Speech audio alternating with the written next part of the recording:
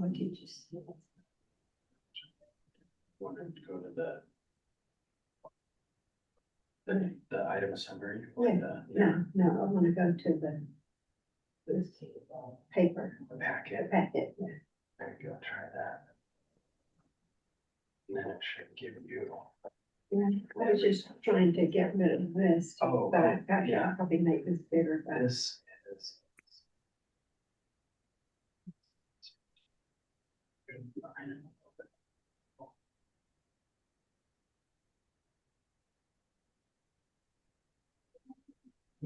Okay. Okay, I'm gonna start the recording. Hello, everyone. Today is Tuesday, September 30th. This is a Pitkin County Planning and Zoning regular meeting. And we have present, we have Doug, Suzanne, myself, and Debbie is online. And Joe Mason is also. Joe Mason is online as well. There's Joe. Yep. Do we have any commissioner comments? Anyone? Let's start. I got distracted by the Cabrini. Yeah, I saw that. Yeah. Any comments from planning staff before we start? Not that I know, I'm aware of. And do we have any members of the public online right now? No, we do not. Okay. All right, on our agenda today, is a work session with the draft comprehensive plan built environment chapter. All right. Thank you, Zach. I also want to, I didn't hear, I wasn't listening, but I want to make sure you know that Hannah Hunt, who is the other half of the long range team, is with us online. She wanted to be here, but yeah, it just worked out best for her to be present online. So she will be tag teaming this presentation with me. And I will start.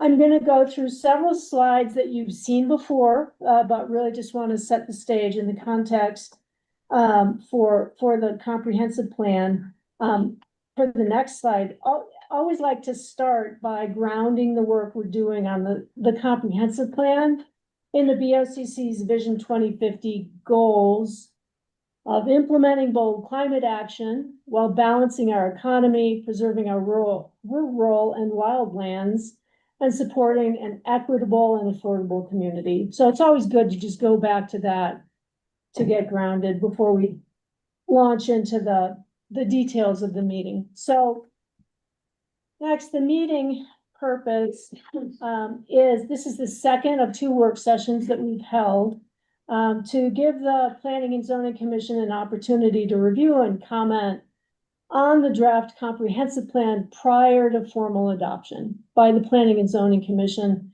and subsequent approval by the Board of County Commissioners. So we are focused today on the built environment chapter, and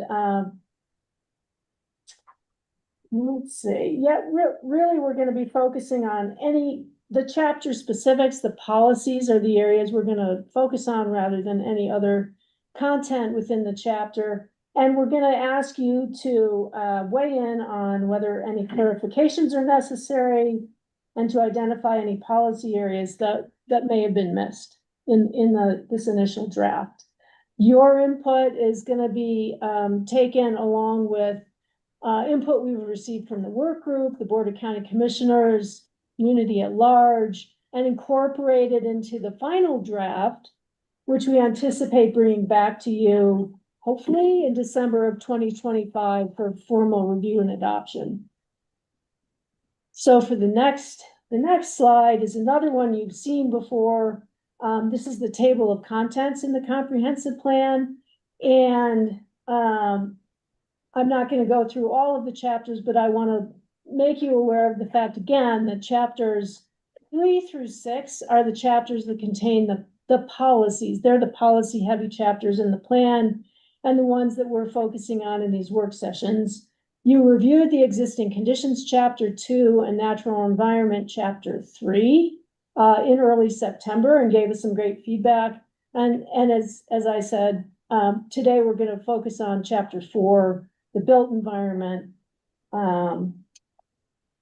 and then come back to you, in subsequent work sessions to move forward on the other policy, heavy chapters.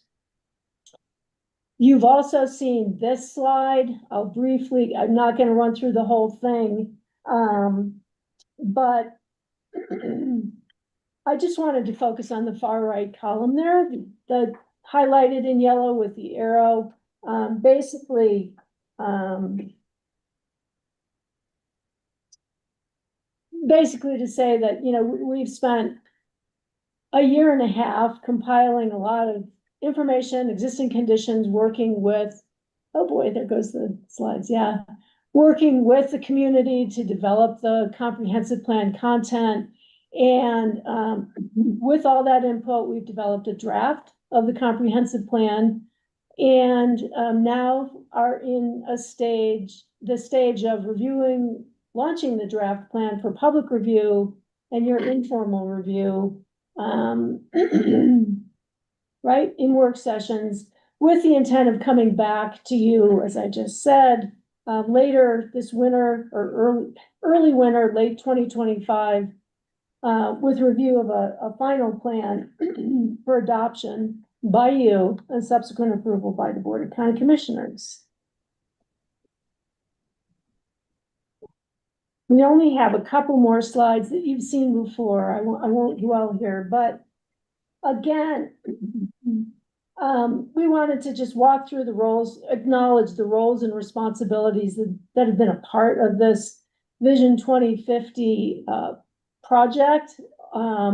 Starting with the community at large, we've taken input over the last year and a half from various community members.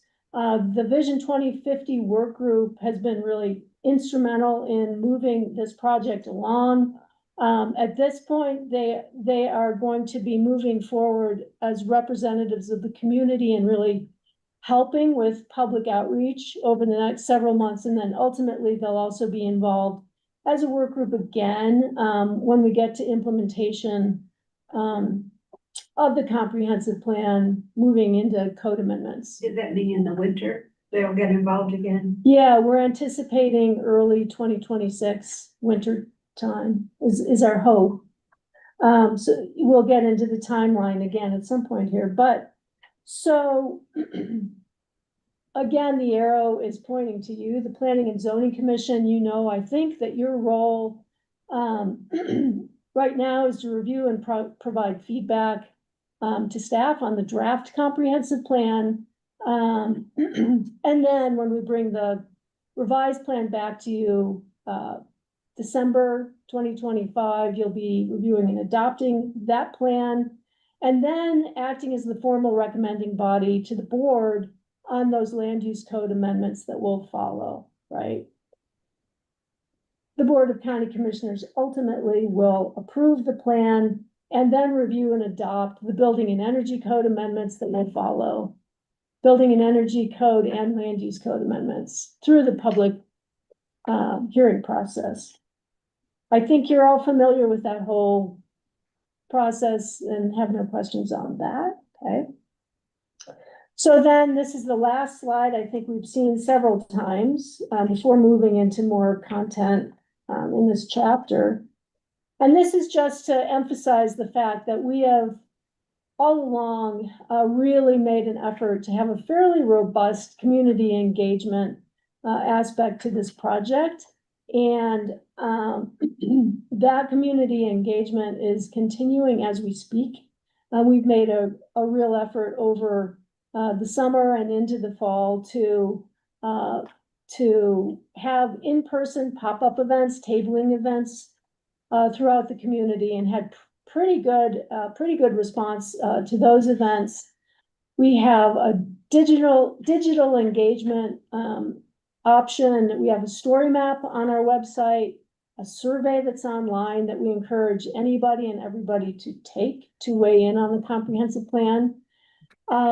In the last several weeks, several staff members have been attending caucus meetings, getting out there and participating in those meetings to get feedback, and we have.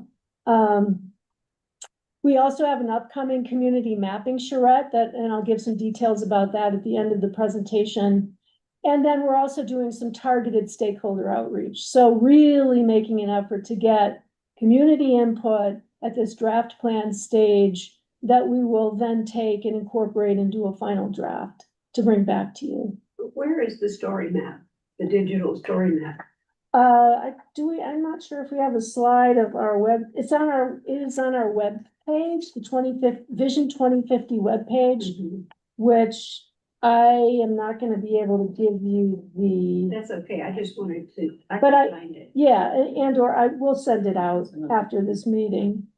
That would have been a good slide to have had, but yeah, please do go to that Vision 2050 webpage. There's a lot of great information on it, in addition to the survey, and information about all the upcoming meetings.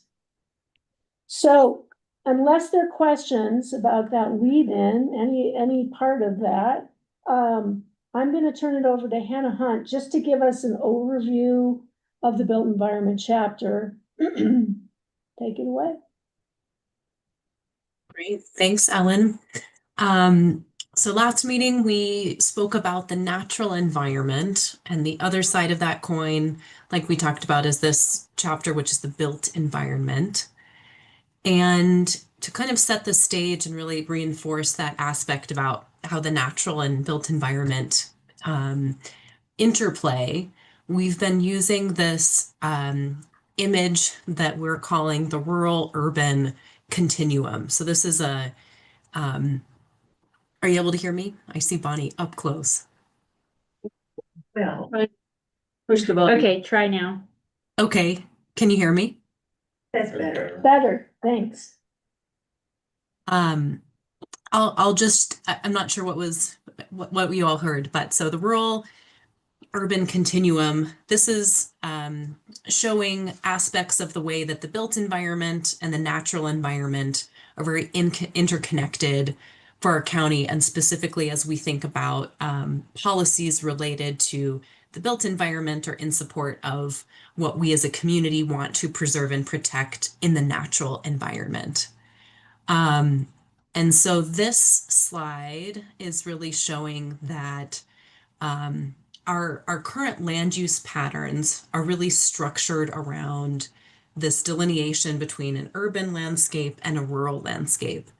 And on the left side, there's more remote areas where there's a stronger presence of natural environment characterized by direct proximity to public lands, open space, rural agricultural lands, wildlife habitat and migration corridors, and a weaker presence of built environment, meaning limited to no development, backcountry conditions without amenities, without services or infrastructure. And then on the right side of the drawing, we're thinking about the urban areas where there's a stronger presence of built environment, meaning more density of development, presence and access to utilities, infrastructure, proximity to transit and transportation hubs, community service, as well as community services, as well as then a weaker presence of the natural environment that's decreasing. So fewer agricultural lands and open spaces, fewer presence of migration corridors. However, recognizing that our municipalities are built around resort recreation where our ski resorts are, so that there's a move back toward public lands, specifically where ski rec is happening, just right adjacent to downtown as it is in Aspen. So this is a tool that we've been using to just think about the characteristics of different sectors of our land use throughout the county. And part of the dynamic that we've been talking about throughout this comprehensive plan is that our county and community infrastructure has really been built to assume economic, transportation, and services are located in urban areas. And we do recognize, however, that large-scale residential development in rural areas does have substantial impacts to the rural area and areas surrounding that. That's not aligned necessarily with our considerations for rural preservation and our thinking around what rural might be. So much of this activity that would be residential development, maintenance, events, etc., is taking place in rural parts of the county that may not be aligned with the rural characteristics and rural desire for rural preservation. So something that we're recognizing that is a kind of mismatch between what we're anticipating from a land use pattern and the way that that's actually lived and playing out on the ground. So that's some of the background that informs the policy direction that goes into this built environment chapter. Broadly speaking, additional context for the built environment. The built environment chapter and policies are really intended to align and seek alignment between our land use code policies and our community values, especially with an effort to preserve and protect our natural environment, recognizing that a substantial amount of our county is public land or is private land conserved in conservation easements, so limiting development. So one of the main kind of questions or the main tension within this chapter is, how do we balance economic vitality and residential development with our climate goals, with our goals, community goals of preservation for rural character, and broadly our community values? So those are aspects that are informing the policy direction that we will go through section by section. And for reference, these maps are in your hard copy of your, so, or online. Yeah. Yeah.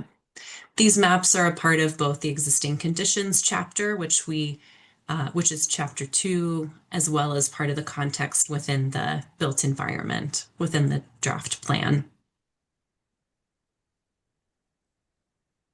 So as Ellen kind of underscored at the beginning, we're trying to bring this all back to community values, that this is a values-driven document and plan, and continuing to align our foundational goals as a county, a big part of that being protection and preservation of the natural environment.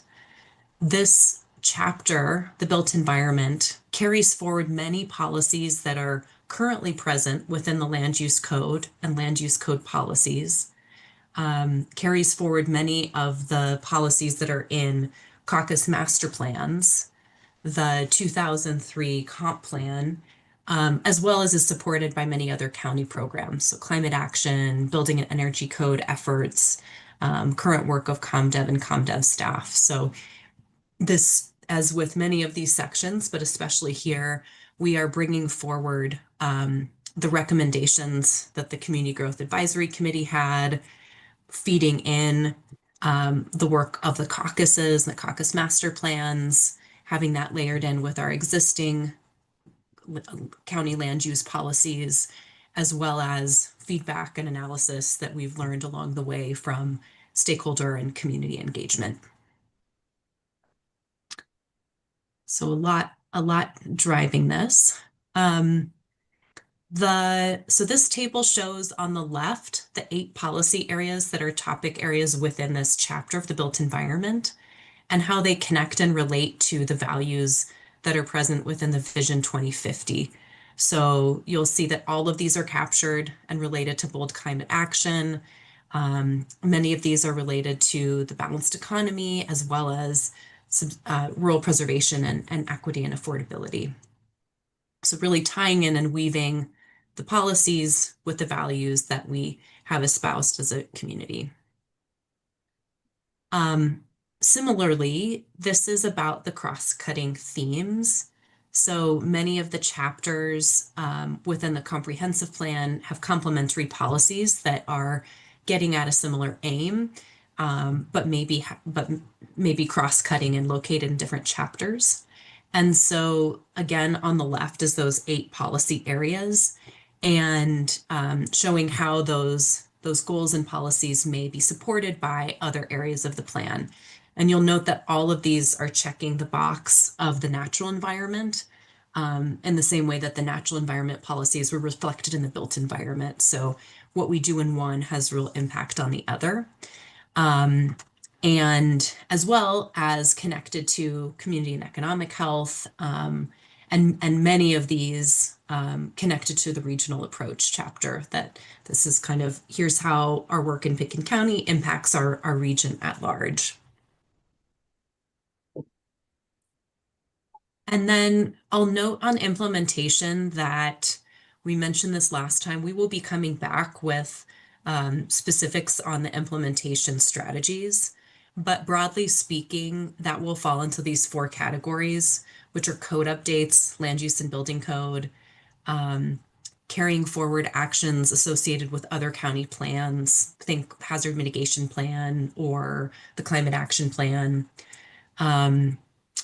implementation through programs and policies. So work of HHS, for example, or work of the climate staff team within the county, as well as coordination with partner agencies. So think connection with CORE, for example, or other regional transportation partners is an example of that. So keep this in mind. This is a key part of how this comprehensive plan will move forward. And as we move through the policies, if there's thoughts about implementation, happy to field those now. And may I Go ahead, jump? please. Also, at the last work session and in this work session, if there are any policies that we cover that you really think need to be a priority for implementation, we're not talking about, well, within, 1 year or 2 years, but just a priority, let us know, because that'll be helpful as we move forward. We'll do those as we move through them. Yep, as we move through each section, please keep that in mind. Thank you. Yeah, and as we move through this, we'll go through each of these policy areas at a high level. I also have the plan draft chapter that I can share if we want to go to a specific policy. I'm happy to pull that up on the screen and we can get into the details that way. And questions to think about for you all as P&Z. Is there anything that needs to be clarified? Anything that seems like, hey, this is omitted, this is missing, it needs to be included, or like Ellen said, any priorities for implementation? And again, I'll jump in. If anyone, I think I handed out, excuse me, 2 of these, but if you'd like a hard copy to scribble on as we work through this meeting, I gave you one. I have one. Right, they're here. Anybody? Doug? Thanks. I'll just leave them down here, so 3 more than 1.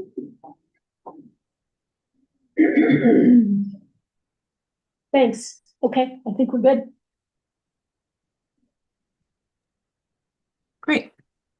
I will move us into the first section, the first policy area, which is climate action in the built environment. So this is the first policy section, and really was the driving force behind much of the CGAC work.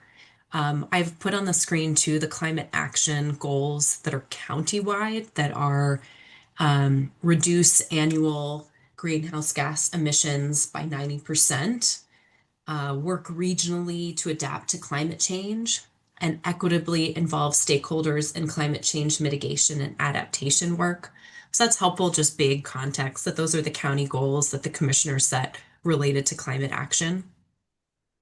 And so this section is broad in its statements to support climate related policies in all aspects of the built environment. So that's buildings, that's transportation, that's the energy sector and utilities, as well as supporting the countywide work related to climate action goals, the county climate action plan and the routine update and monitoring done by the greenhouse gas inventory. And the intent is that this is implemented through land use and building code updates. The building and energy code updates are very much started, and the energy code update that went through last year is very key in implementing this portions of this section. And so this is a policy area that kind of speaks broadly to support of climate action in a variety of aspects of the county. So I'll stop there. And in this section 1, climate action, the built environment, are there any policies that stood out to you all? Anything we'd like to dive into specifically? And would be great to, just hear feedback on this section. I think it needs to be acknowledged that, residential net zero energy and all these and really strict building codes and all those things are an amazing goal, but they're diametrically opposed to vehicle miles traveled, because as the buildings get more complicated, they require more service. And so it almost needs to be balanced a little bit. And, somebody can probably make the argument that they can do it remotely, but that's just not the case. The houses, as they get incredibly complicated to meet these goals, require a ton of service. And so I think we just have to acknowledge that you can't have everything. So at what point does striving for, net zero energy, not, maybe use a little more energy, but not have to drive out to the house and service it all day long? Right. May I ask a question? So given that concern, legitimate concern, if the houses are located in an area where driving is not absolutely, the primary means of servicing the homes, that would be a good direction to go. Yeah, exactly. If it's within their growth boundary, or, I think it's part of what's talked about a lot about the big houses in the rural areas and everything and all of that. But so maybe the code needs to look at it that way as well. I know we're trying to, incentivizing the only way really to get there is small houses. I think that has to be acknowledged. There's just no trade-off when you get to the big houses. If they're closer to services, still it takes people to come and service the buildings, and if it's close to the buildings, it's on 82 or whatever, it's better, but it's still, those people aren't riding mass transit, at least currently, at some point. So if there's a way to make the efficiencies more restrictive, closer to access to transportation, I don't know if that makes sense or not. But yeah, I think that's a difficult one. I don't think it can probably be, I don't know how it could be legislated, but it needs to be balanced in some way. I mean, to get to that last net zero, the building becomes more and more complicated. And if it's in Woody Creek or Capitol Creek or wherever it is, it just becomes. Yeah, I agree with Doug, and achieving that net zero in the home size, it all ties into home size and square footage. And like a perfect example is the goal of full electrification, I think, is really great. And the technology that will allow us to like heat and cool a home in our climate zone right now, we're like climate zone 7 is what we're at, which is the same as like Alaska and North Dakota for building. And you can build a 2,000 square foot home or a 3,000 square foot home and have it fully electric right now with cold weather heat pumps and the new technology that they have. Having a 7,000 square foot home that is not heated with natural gas right now is extremely, it's not impossible in our climate zone at all, if you get enough insulation. But the technology to heat a large home fully electric right now is just coming, we're just getting those size of cold weather heat pumps, like are literally like they're just designing them and coming to the market with them. And as that home increases, the ability to heat and cool that home, and now all the homes need cooling, which is all other, which we didn't have 20 Right. years ago. There wasn't like any homes with Right, AC right. become industry standard, and that's a thing we have to address. But that goal of full electrification works really well with small homes. And with larger homes, as that home scales up, Hmm. it becomes, when like boots on the ground, without, it becomes extremely hard to do. And that's just something we could acknowledge, like we have that goal, and I think it's a good goal, but if there's some homes in some areas that it might not be, they might not be able to execute that and actually like heat the home fully electric with a 7,000 square foot home and up Castle Creek or something. Right? So it's a rubber hits the road thing, and that's just something to think about. But like Doug said, it all ties to home size, because you can, the smaller the house gets, the easier everything gets, right? Yeah, And with home size, there are two phases where we're seeing so much energy used. And that is the construction phase is one thing, and that requires so many people. And then the phase where it's finished, supposedly, but in the big houses, what we've heard from numbers, well, what we know Mhm. is that it requires ongoing year-round care, even if the people never come. Well, so Zach, do you want me to respond? Just thoughts here.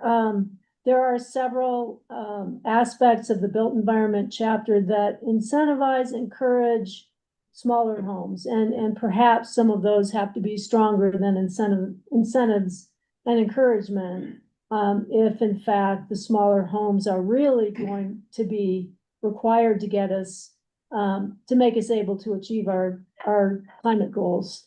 So, is that a reasonable statement? I mean, Yeah. I think that's what I'm hearing from Yeah, the it's- three of you, It's so. certainly reasonable. I mean, both Doug and Debbie, who sat on that growth committee for however long, were a part of recognizing that it's crucial that we recognize the connection between the house size and Mhm.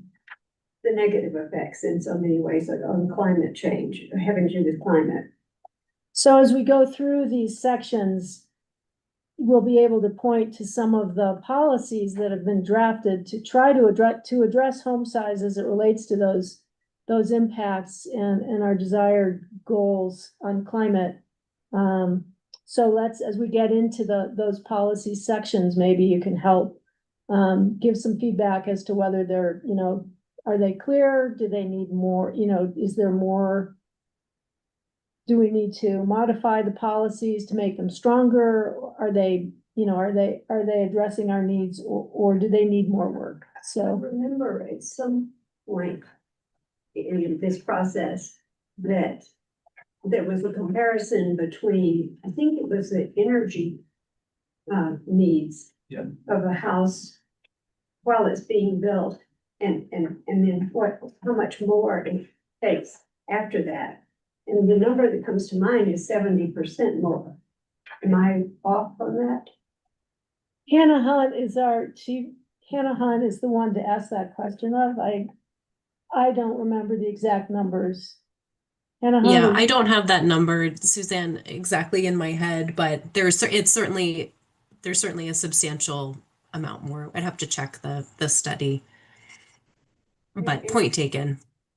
is there information already available through the process that we've gone through that tells us about the cost, the true cost of a house while it's being constructed and the true cost in terms of energy while it's,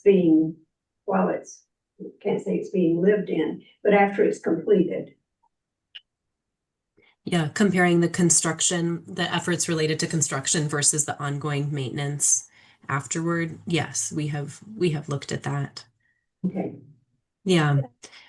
Yeah, and I think that it's notable too that, this is really good feedback, and it seems like in this section, it would be really helpful to potentially cross-reference some of the other policies that are supporting or related to this section, because like Ellen was saying, there's definitely variety of policies that support smaller home size and incentivizing that. And it seems like it may be helpful in this section 1 to point to those as well, and just make sure that that's really clear that we're using a variety of ways to try to consider climate action. We don't have blinders on, and to Doug's point, there's a variety of kind of competing interests here, from a affordability standpoint to a potential transportation impacts to a technology, as you all were saying. So we can make sure that this policy section acknowledges those considerations while also, being specific about the policy statements within this section. We want to make a policy statement that acknowledges the fact that, large houses, I know 5750 is the number, I think, that they call Mhm. big houses, right? Right. Large houses disproportionately use energy and resources and everything, and just stated in here as well. So we don't have to do the same. We know that a 10,000 square foot house uses 20 times more energy than a 5,000 even, I mean, it's not a factor. I mean, it's this huge increase. And so Right. Want to state it so that we can continue to say, the state, smaller is better, smaller is better. Yeah. We talked a lot about getting people to do the right thing, what the community believes is the right thing, which is smaller. And so let's say we are going to support smaller houses, period. And we're going to make it difficult to do it the other way. And a lot of the people, well, I won't comment about what people will do, but it seems like we should go ahead and say, let's be bold. We want to support smaller houses. I know we're jumping ahead a little bit, but we go to TDRs, 2.29 sendings C, explore the use of TDRs to incentivize reduction in future developable floor in order to preserve smaller existing residential housing stock. That's a huge piece. This was something that was talked about at the meeting. If the average house size in Benton County is 3,000 now or something, if it goes to 5750, that's almost a doubling. That's where it needs to be focused, because the new big houses,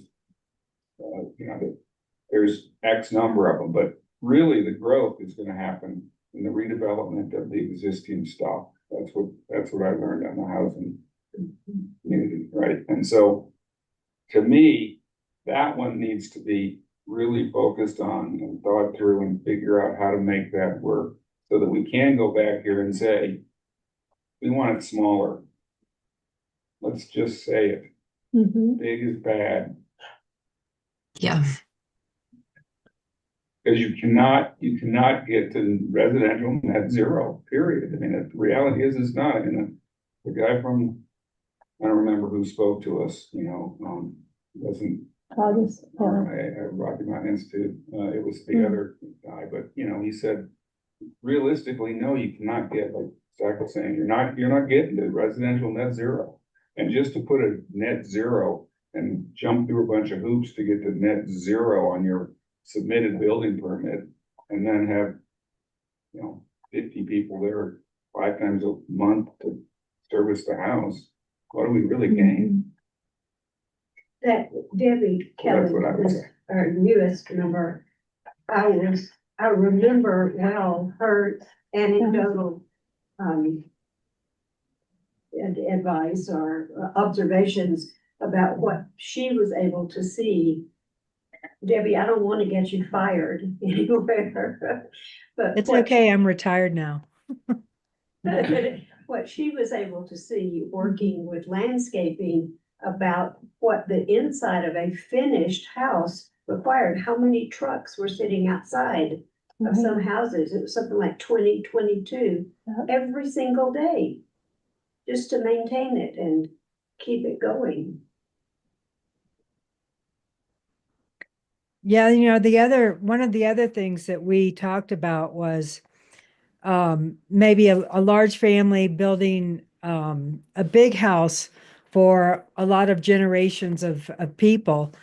And when we started thinking, well, we need to lower the size of the house, I think it would, and we had this discussion. I don't think if we came to the conclusion that the conclusion is actually several small houses will probably use less energy than one great big house with the same square footage, just because of the compounding effect of energy use with the increase of square footage. What I remember thinking when that came up was that my family, and I'm sure all of yours, have gone through generation after generation of letting the children sleep on the floor. Yeah. There doesn't have to be a bedroom for everybody it just doesn't have to be that size. And when we look at who benefits and who pays, we pay for something like that. If somebody else is thinking that they benefit by being able to fit generations of family into a house. Great. Well, Joe wants to, I don't know if Joe wants to weigh in or we're good. I think people have already reflected a lot of what I'd have to comment. I am certainly sympathetic to the house size argument. I do want to point out that the recent attempted electrification of the library just showed us the cost. We budgeted $5 million for that, and the construction estimates came back at 10 to 15. It is just costly, no matter what size house you have, to implement these new technologies because they are so new. And that does drive up housing costs. Thanks, Joe. And I did see in key terms, we do have a definition of what a large house is, but not a small one.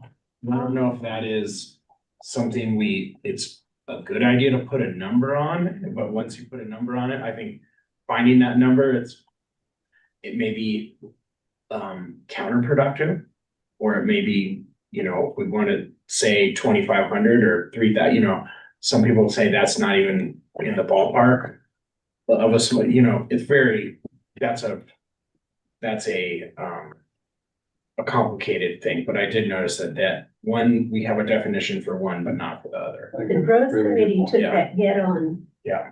In coming up with the tiering. Yeah, there's the tiering stuff. I think Right, that I is was gonna say that, Yeah, and that, there that is the would be tiering, yeah. 3250, where Yeah. we've started with the, Yeah. that first adoption with the energy code this year, using that number, Yeah. kind of the 3250, Yeah. under below 325750, and then above that.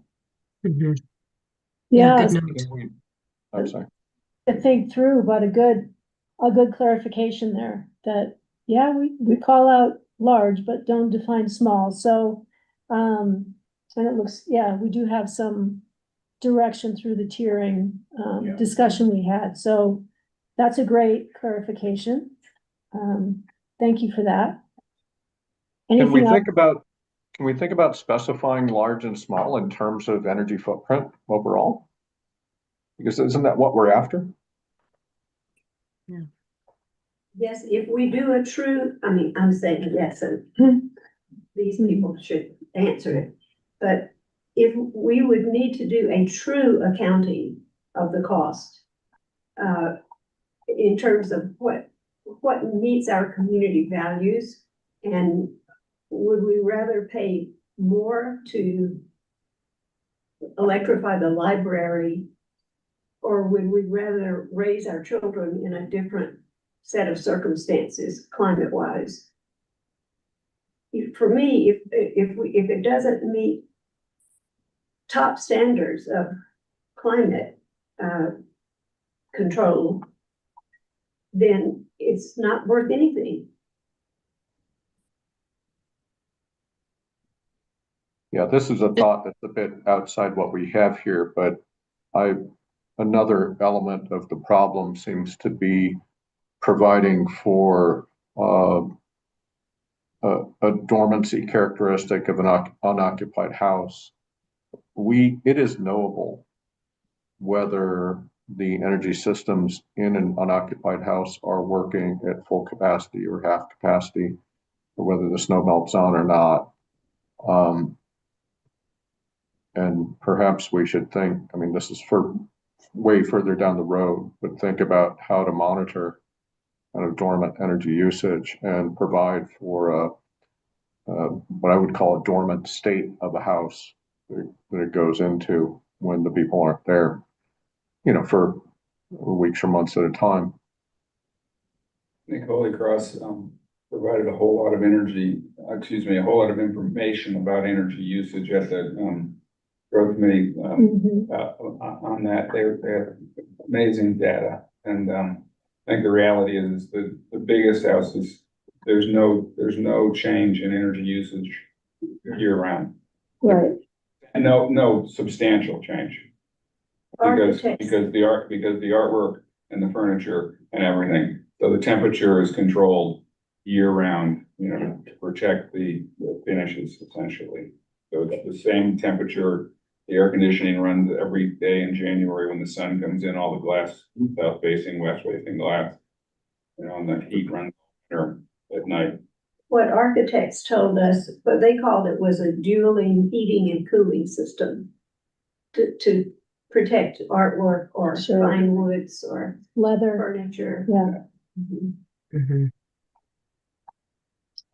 Thanks for those considerations. And Joe, just to respond to the question about the energy footprint, one of the studies that we commissioned this summer was an update of the residential energy use of residential square footage bucketed by these kind of larger 1,000 square footage buckets. And that was an update of a study that was done a few years ago. So just continues to show that smaller square footage homes are actually getting more energy efficient. Larger square footage homes continue to be pretty substantial energy hogs. And that's, we're not seeing changes to that even with the code update cycle. So just to kind of reinforce the direction that the commissioners are taking. Right. I'm aware that's what the past data shows, but thinking about how to craft code with the relevance to the future and allowing for a technological change, this might be something we think about. Yeah, appreciate it. We'd love them to do it. Yeah. Right. It's a good comment that kind of acknowledges the existing state. And I think that's helpful. Should we move to the next section? Great comments. Thank you. Yes, thank you. I'm going to move us to the land use section, which is a hefty one. And Ellen, I'll pass it to you. Okay, yeah. So the policies in this section address land use patterns, development standards, site constraints, and the location of community housing. This is a hefty policy chapter that relates directly to the work that you as the Planning Commission do in reviewing land use applications. Most of the policy or many of the policies, I should say, reflect current policies and practices in the county, with modifications primarily related to and we'll go into some detail here, but locating higher intensity uses within close proximity to infrastructure in urban areas. This relates a little bit to when we talk about higher intensity uses. We've heard a lot from the community and caucus areas in particular about special event venues, short-term rentals. Higher intensity uses also could include some of those large homes, right, that generate intensity in and of themselves. Incentivizing small homes, in character with the surrounding landscape, prioritizing residential development with a minimal footprint, minimal environmental impact, transportation and climate impacts. That's something that we want to focus on, and we can have more conversation about. That's been a huge focal point, and it's also supported by many of the caucus areas. And then also looking at limiting development impact on the natural environment and avoiding natural hazards. Again, this is something that has been a long-standing policy of the county, and there are several policies in the code today that address this issue. And so most of those policies are carried forward from existing, but there are some modifications and additions based on not impacts, but input that we've received from planning staff and also others in the community. So the policies also include long-standing approaches to managing growth. They are carried forward, many of them, with some modifications based on some input that we've heard from the Planning and Zoning Commission specifically.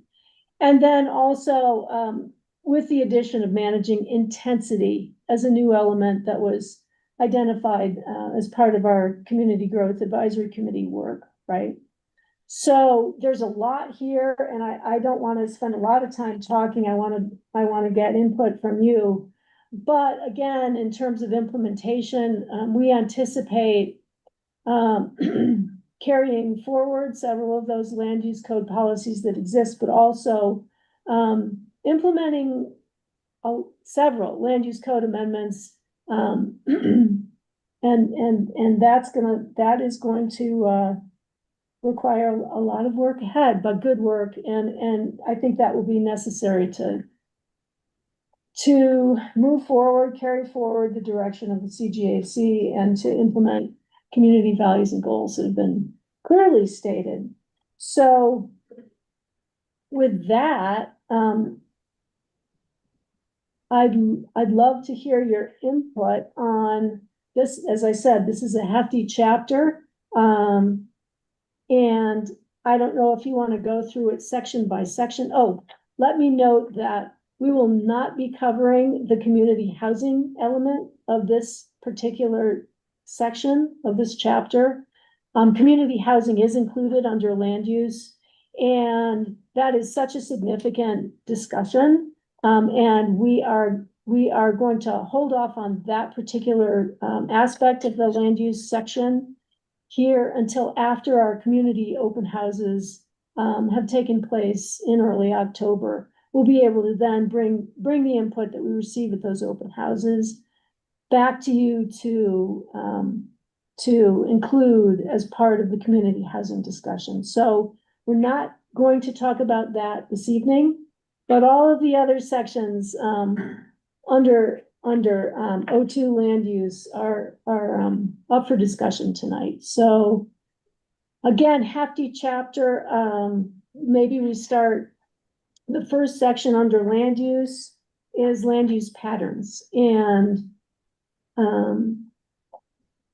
maybe we start there. Any thoughts, or if you want to just launch into the remaining sections of the chapter because you have something in particular in mind that you'd like to tackle, that works too. It doesn't seem to me that there's a lot of change in the land use as a reflection of community values. I mean, those are all pretty much existing long-standing policies from my perspective. So I don't see anything in that section that jumps out to me. Under land use patterns, I will point out that there is 02.1.2 is intensity reduction in rural areas. And that is something new that was definitely discussed as part of the Community Growth Advisory Committee work. basically to say that as you get further into the rural area, the use intensity should decrease. As you get closer to the urban areas, then perhaps that use intensity can increase where there's adequate infrastructure and services. We're talking intensity, things like events at this point, not just, new homes or homes and size of homes. It seems like it's events and, short-term rentals and all those kind of things is what I would say the intensity is on that more than actual construction in houses. Is that intended to be part of that? Or is that something? We else? have another policy that is specific to short-term rentals and special event venues, but I think it could apply to larger homes. But I think you're right. I think really it's looking at the intensity of uses outside of the large home. But it speaks to reduction. The intent is to reduce traffic and greenhouse gas emissions, to reduce development intensity related to residential development and use. So it does encompass residential development as well in this particular policy. So. Can leave it at that. The two are overlapping. We have a stealth special events venue in Woody Creek that has had, I think, about a dozen weddings this summer alone. And we've had semis parked along the road, trucks coming in and out with tents and stages and everything. It's insane. But the intensity, I think, can be applied to special events as well, for sure.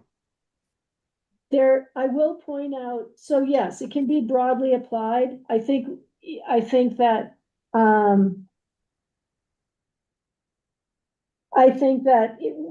when we do move to sort a code amendment to implement this policy, at this point, it's a fairly broad-reaching policy, and we may want to hone it to really address the issues we want to address when we get to code amendments. Maybe it would state better what Joe and Doug are talking about. If this said intensity reduction, including the uses allowed. Yeah. I'm also, that would be a good addition. And then I'm gonna also point to another policy on page 95, 2.2.10, and maybe it's redundant, but this is commercial uses specifically in residential neighborhoods, implement standards that restrict commercial uses and activities such as short-term rentals and special events in rural residential neighborhoods, and define locations in which and criteria under which such uses may occur. So there is a policy that was drafted specifically to deal with the special event venues and short-term rentals, but I think that the redundancy would hurt. is a problem. Okay. Especially since we have two people who. I think that's a great place to, so it doesn't just say the intensity related to residential development. And uses. Yes. Residential development and use, as you said, or whatever words you said. Well, because the county currently, and I remember because this board helped draft it or change it, the special event use policy. And I remember this specifically because there was a wedding in a rural and remote area on the backside of Aspen Mountain that spurred us. And then, as I recall, right, we helped, there's a retool the special event permit structure, right? So that certain special event areas could apply through a pretty lengthy application, whether they were a special event venue or not. Is that correct? Yeah, I mean, Yeah. generally, yes. I mean, basically, right, there was a much stricter application for rural remote. Yeah. And then what changed in the code was up to three on a Yeah, property could be done through a special event permit. right. Versus if you want to do more than that in a year, you're a special event venue. But what wasn't done there was any restriction on, basically that could be anywhere in the county right now, that somebody could get up to 3 permits a year. To just, in their property. yeah, That doesn't address Joe's thing, which might be people who are doing it without permits. Yeah, or there's some- But that is what the regulation is today, but it didn't speak to, are there areas where we don't wanna see this at all? right. That aren't appropriate, for special events, or are they only appropriate for a special event of this size versus a special event of this size or this size? We didn't take it that far at that Right, time. which I think we discussed rural and remote, just not being an appropriate venue for any. It special allows events at them, all. but Yeah. it's restricted. Yeah, And it Yeah. does, oh, go ahead. go ahead, Joe. Oh, thank you. A couple of new dimensions have arisen. For instance, a common area of an HOA feeling that it can hold special events, 3 special events for each property within the HOA. Right. But, and that's its own problem that I think needs clarification. In my opinion, it's a problem. The venue I'm talking, and my understanding is that we've, since the 1970s, had permitting of special event venues going way, way back. This particular property, I understand, claims that they've been under their vested development rights, which are now going on 25 years old. They are exempt from the 3 event per year rule, and even if it applied, that it would not only apply to 3 events for every household within the HOA, but they've also condominiumized the barn stalls. So each horse could have 3 events per year as well, effectively giving them unlimited events on the property. But this leads into another issue with very lengthy vested development rights, which are held to bypass land use code, that we might want to consider putting a cap on in order to actually implement some of these things rather than having properties protect themselves against the new code that we write under the aegis of vested development rights. Hmm. Right. So this, the issue of special event permits and venues and short-term rentals has been definitely something that we've heard a lot about from the community and from the Planning and Zoning Commission, but the community, the caucuses, for sure. And one question we have is, I guess, focused, really pointed on this 2.2.10 that's on your screen now and on page 95. Does this go far enough, this particular statement? And is it specific enough? Does it need to be clarified? And then another commercial use that we've been made aware of in residential neighborhoods more, over the last decade, rather, not so much recently, but is marijuana use as marijuana grows as a commercial use. And so that's something that's come up, and gosh, I should know. I don't think we specifically address that commercial agricultural uses. But do we need to add something to address that issue as well? But to begin with, does this statement go far enough in terms of where we need to go? It's probably fine for now, but we'll need to flesh this out later. It needs more, I think, as Joe was saying, more specificity as it moves forward. But I think that it needs to be made sure that it's not just kind of an afterthought. It wants to be a strong enough statement that it's something that's going to be controlled and monitored. And what Joe was talking about first didn't have to do with a commercial use. I don't think. Oh, they advertise this space nationally. They're getting $250,000 a pop for each wedding. And advertising in their real estate listings for homes in the neighborhood that they use such revenues to offset the HOA dues for the homeowners. Which are quite substantial.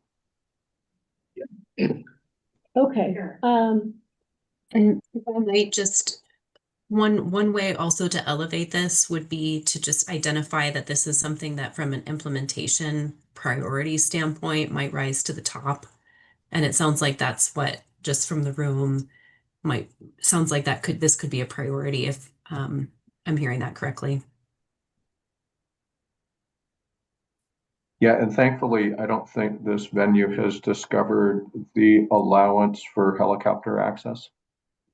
But it's in there in the code. Race. You didn't say that. okay, well, I don't know that we need to dwell on this. The question Hannah Hunt did ask if this is a policy that should be elevated as a priority for implementation. If we don't want to put words in your mouth or direction in your mouth, so it's just a question for you. I'd say yes. Yes. Okay, Yes. Yes. okay, And I like the being really specifying what we can and can't do, because, a commercial grow, I mean, people could be growing vegetables and that's not a problem, but then they grow pot and marijuana, and the big problem, of course, is the smell. I don't think anyone really cares about what it looks like, but it just has that smell that permeates kind of everything. So, just thinking about all the different scenarios that what could people be growing that it would be impacting the neighbors. mhm. Would you rather have a pig farm or a marijuana patch? Yeah. I'd go with the marijuana as opposed to the pig farm. Okay, I mean, I think, on a general overview, I mean, all these things, reduce disturbance or reduce material and waste, site development standards. I mean, all of these are great goals and will take some thought and everything, but I think in a general mhm. overview, I think we all support all of those kind of things. And I don't think a lot of them are completely new.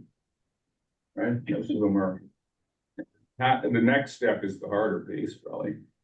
You mean the implementation? Develop standards to limit, develop and implement land, implement and enforce standards. I mean, that's what it says pretty much at the top of every one of them. I mean, that's gonna be the harder part than stating that we want to develop those things. But I think it's a great first step. Can you explain, and I know the logic, but 02.2.4, removing the below grade floor exemption. Mhm. Cause I understand the logic behind it, but also we have other language in this draft that talks about reducing overall footprint and impact on a lot, right? So the amount of, the disturbance area, right? And so that's my question is, by removing this exemption, aren't we creating a larger building footprint and disturbance on a lot in hypothetically, right? Not if we. Yeah, well, if we cap the full size, yeah. But We have a tiered. yeah, Right, and so right now, this is just the UGB and just zone districts that have a floor area ratio, Right. so. It's a Red Mountain house where you've got a ratio that allows you 4,000 square feet, then you're getting 4,000 below grade and the 750 square foot garage that are exempt from your floor area. So, I mean, this was, I think everybody's acknowledged over time, this seems somewhat excessive. that To be reduction. an exemption from floor area. Yeah, So I think from the growth committee, I think there was we should talk about getting rid of this, and maybe there's then also a conversation about, is there some bonus floor area, but it's not gonna be this much? Yeah. And what would that look like? And I don't know where, you know, if that shows up somewhere. But again, I think everybody acknowledged, like, digging a 4,000 square foot hole under every single house Right. doesn't make sense for all of the impact reasons. Is there, in eliminating the entire exemption, is there something else to discuss? Is there, you know, and I think that was really more, was it in the realm of more of a bonus? And it would not be that amount. Gotcha. But that everybody, I think, recognizes that that has a big impact. Yeah.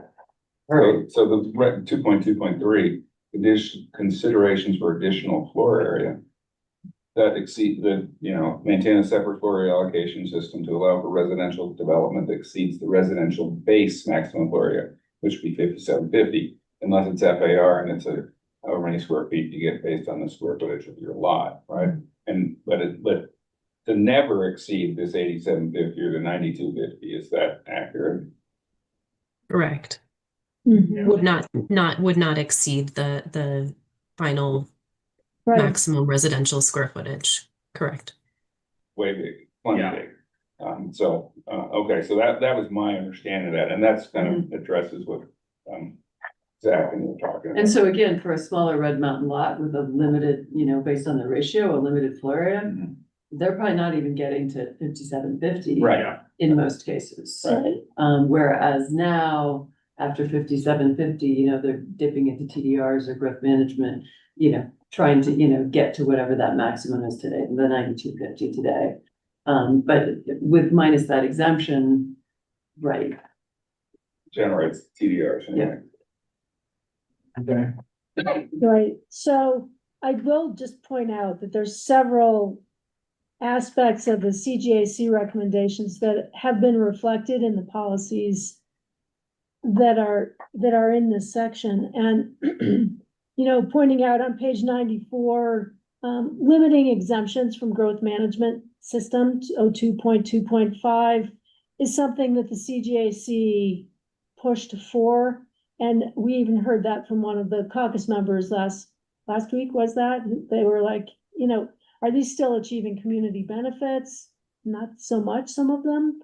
Incentivize small homes, mitigate impacts of increased square footage, manage intensity of large homes. So a lot of this is actually new, and directly reflects CGAC recommendations. And if you have looked at these and think they're fairly straightforward, we do not need to delve into them, but I just want to reiterate the fact that they are definitely a reflection of what we heard and carrying those recommendations forward. Has the growth committee seen this yet? You know, the growth committee is no longer convened, but most of the members of the growth committee were part of the workforce, which was really the steering committee. Work group, sorry, not workforce, it's so confusing, right? The work group, that became the steering committee for providing staff input to make sure we were on task as far as the CGAC recommendations went. So they have been involved in this draft and in these policies. And so, yes, they have been involved. Have they all reviewed this draft? Every policy within the draft? Probably not, but We just got it. a week ago. yeah, so, but well, I'm not gonna try to speak for those individuals, but, from my perspective, we have very directly carried forward a lot of those recommendations. The work group was that community group that was getting together at the police conference room. Right, Correct. Mhm. members plus adding in some of the representatives from the Caucus, caucuses. Where, that was where they kept saying, bold, be bold. bold, they Don't want it to be mishmash. they kept us on task, and that was the intent, to make sure that we were reflecting, you know, the CGAC recommendations to the extent that it made sense. And hopefully they will continue to participate as community members as we go into this public outreach phase. Participate in the open houses, again, just because they've been so involved on so many fronts in developing these policies. And when implementation is being written. Absolutely, at we that need to point, be a part of that. yeah, I think the work group meetings will probably convene again to help, again, keep us on task as we move into code implementation. So, So to me, this comes back to exactly what Zach said, incentivize small homes.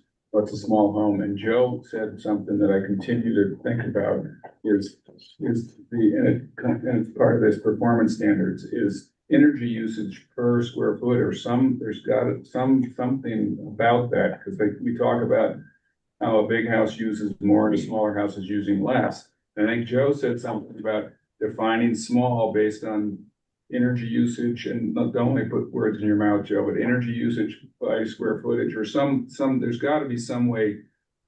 I think that something can be built that talks about small houses and how much a small house uses for energy usage or something. Isn't that a better way to define small and big than square footage even? You know, I just continue to think, I mean, I think we need to define small houses, and I think Joe's comment about energy use is a good way to do it. Yeah, I totally agree. We need to have a definition, and then those incentives need to increase on a bell curve, the smaller the home gets. Because there are some people who build small homes, like they just did a huge small home build over in Salida, Buena Vista, and and those are all 1,500 square feet. And so they wouldn't consider 3,000 square feet a small home. Like, so in that part of the industry, right? And there's tiny homes too, is a whole different deal, right? So, but there needs to be, those incentives need to tier up exponentially when you go from a 3,500 square foot home to 2,500 to under 2,000 to under 1,000. Just to keep incentivizing people to go. and that was the tiering concept that the CGAC recommended, that's been implemented in one respect in the energy codes, and also Building permitting. is intended to Yep. be implemented here as well. We didn't call it tiering, but that intent is. And just Sorry. to weigh in too, I would just note that the intensity studies that were done, which are captured within this draft plan, and then there was the appendix that goes through all of those intensity studies, looks at that, kind of the denominator is we're looking at how does that relate to square footage, but it's transportation impact by square footage, economic impact by square footage, climate impact by square footage. So just recognizing that, I think the feedback we received from the CGAC was, yes, we want to think about climate impact, but we recognize there are other community impacts that are also tied to house size. And so the way that tiering would be set up is looking at not just how does the energy code relate to this, but then how do some of these other community impacts tie in and weave into this performance standards. So that's just to say that's kind of what we're poised to get moving after we get this policy document in place from a code standpoint, to think about from a performance standpoint, how do we capture some of those other impacts as we move this forward from a tiering standpoint. And Hannah Hahn has identified the policy there that really speaks directly to that approach. Yep. To, as square footage for new residential development and redevelopment increases, and implement increasingly more stringent development standards to mitigate all of the community impacts associated with greenhouse gas emissions, energy and water consumption, and increased traffic generation. That's how it's crafted at the moment. So, and also I'll just point out, and then we should move on, but that, the CGAC really said, hey, the transferable development rights program is working, don't get rid of it, but make some modifications, and I think those have been incorporated as well. So just wanted to point out a few of those thoughts that have been carried forward. Before So, we go to TDRs, have we thought about licensing or regulating the property managers themselves in order to impose upon them some potential reduction in traffic and other nuisances from these larger homes? I'll just step in real quick. yeah, Hey Joe, it's Kara. Just real quick, this doesn't matter. Just real quick, counties in Colorado don't have the ability to issue business licenses. So that is under state statute. So we don't, the only licenses we can get, which we fought hard for, was short-term rental licenses. So if that's a recommendation for future policy of the board. I love it when you weigh in, Kara. You just cut right to the core, give me exactly what I need. Thank you. You are so sharp on this stuff. she is sharp. And so thank you for that thought, and, but moving on, any other comments, clarifications, missing policies before we move on to buildings, which is the next section within this chapter? I'll just make one comment on the growth management system. Okay, I think as soon as we can, I know we've been talking about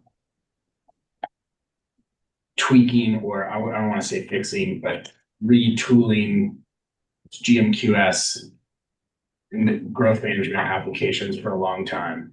And I think, I don't know if that needs to be a separate fixing that, or reworking it needs to be a separate conversation outside of this to get it done faster. But it ties in a lot with the TDR language, because having been on the board now for like 8-9 years, I'm getting the feeling a lot that the growth management system, at times we see really good GMQS applications. And at times I think I personally see that system as being, I don't want to say exploited, but being used by very smart land planners as a money saving option, that is, when they go to their client, that this is cheaper than getting a TDR. Right? So it ties in with the TDR system to me, and is that it's a tactical move, and a lot of times I think with those applications, they're saying we can get this same amount of square footage or close to the same amount of square footage as the TDR is going to cost you $1 million or 800,000. This is a move we can make and use this system. So as soon as we can work on that, because it all ties in. Yep. Yeah, and I think, the intent here, obviously, with the policy level language. Yeah.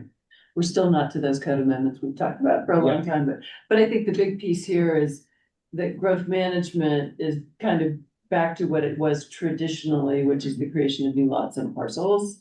And that this idea of getting additional floor area quota is something different than the same competition. We sort of adapted the competition for new lots to be a competition for floor area. And I think that's where we've seen it just doesn't play well on either side. And that the reworking of the code would acknowledge that. And then, obviously there's a big project in there kind of going, and then what does that look like? Different process. Perfect. And system. And section 02.2.3 on page 93, basically gives broad direction that we need to look at those considerations for additional floor area, to make sure that, standards are consistent with updated review criteria that addresses community values around bold climate action, balanced economy, rural preservation, equity, and addresses impacts of traffic, employment generation, employment generation, affordable housing, climate, and waste. So basically, the direction is to update the standards to make sure that we're getting the community benefits that we want out of that system without going into, everyone is correct in saying that's gonna be an endeavor, Yep. but one that we need to, clearly needs to be taken. And we also got recommendation not only from the CGAC, but from one caucus area in particular, that the exemptions from the growth management system really need to be revisited too.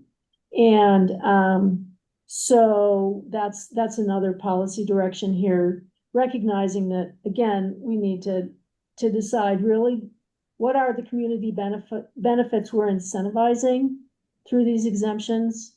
Are they still community benefits? Are we getting what we want to achieve, or not? And if not, then let's eliminate those exemptions. So I'll leave it at It that. says right in 2.2.9, receiving site C continues to allow the use of TDRs for residential development on a maximum floor area. Yeah. As opposed to MQS or whatever. Yeah. Yeah, so that was another. Yeah, that was definitely another specific recommendation that we carried forward. So we've got a lot to cover. I don't want to rush you, but Let me just ask, is the word maintain the right word there? Do we want to keep it at the same level? Is that the goal? maintain under which policy? That one, yeah. You know- 229. There was a lot of discussion in the growth committee about changing that and changing the amount of square footage given it out in smaller increments.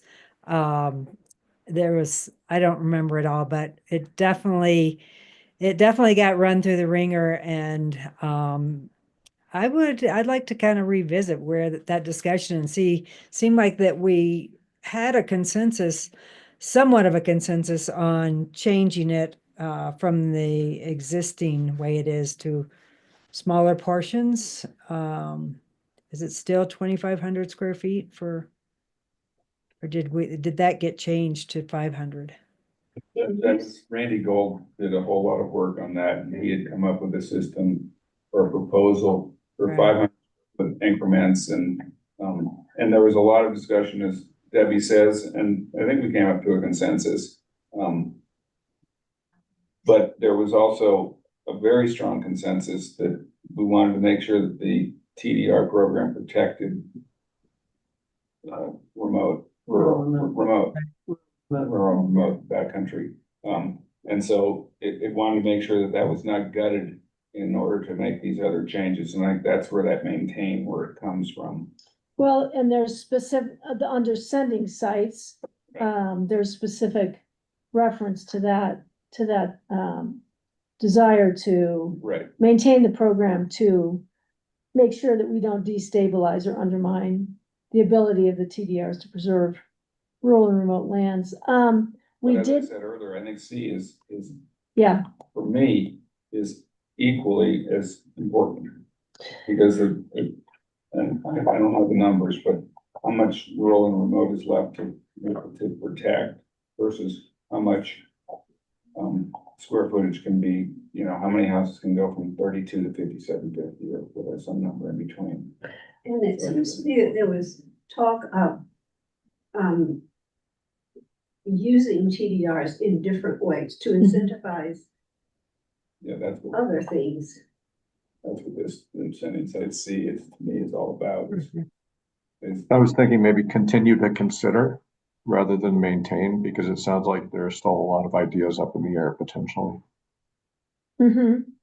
But another idea might be to say maintain the intent of the program as a tool to do these things.